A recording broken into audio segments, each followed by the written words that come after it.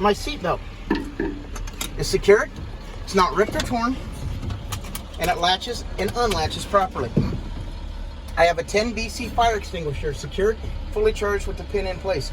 I have 3 reflective triangles that are secured, not cracked or broken, and they're the proper color. My truck takes fuses, are in the dash or in the glove box.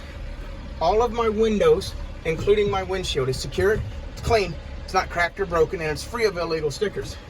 All of my mirrors are secured, they're clean, they're not cracked or broken, and they're set for me. I'll now do a safe start. Check your brake. Make sure you're neutral, push the clutch in, cover the brake. ABS light came on and went off.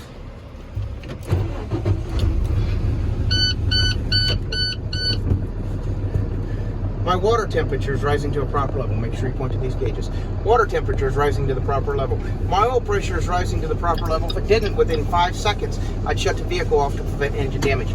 My voltmeter is showing 14.5 volts, which indicates my belt-driven alternator is working properly. My air pressure is at the safe level of 100 to 125 PSI. My right turn signal indicator, my left turn signal, my high beam, and my 4-way flashers are all working properly. My horn is working properly. My windshield wiper, secured, not ripped or torn, is pressed tightly against the windshield, and the washer fluid is working properly. My heater and my defroster are both working properly. I will now check my tractor brake. Make sure it's set. I'm going to go to first gear and just tug on it. My tractor did not move, indicating that my parking brake is working correctly. I will now check my service brakes. Hands off the wheel.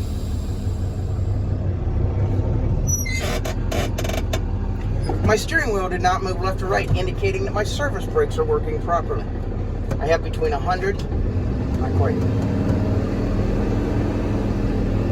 While you're building your air up, make sure you got everything. I did my seatbelt, I did my fire extinguisher, did my fuses, did my triangles, I did my windows, I did my mirrors, I did my gauges, I did my indicators, I did my horns, I did my heat, my defrost, I did my wipers. I got everything. I have between 100 and 125 PSI. I will now perform my brake leak down test.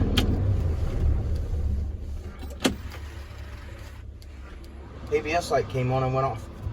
I will now hold my brake to make sure to not lose more than 3 PSI in 60 seconds. Would you time me? I'll say yes.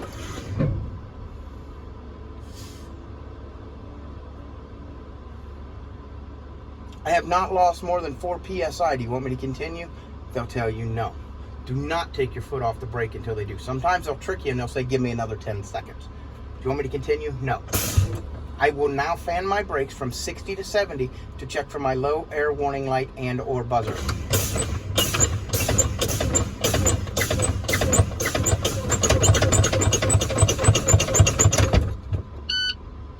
Both lights came on.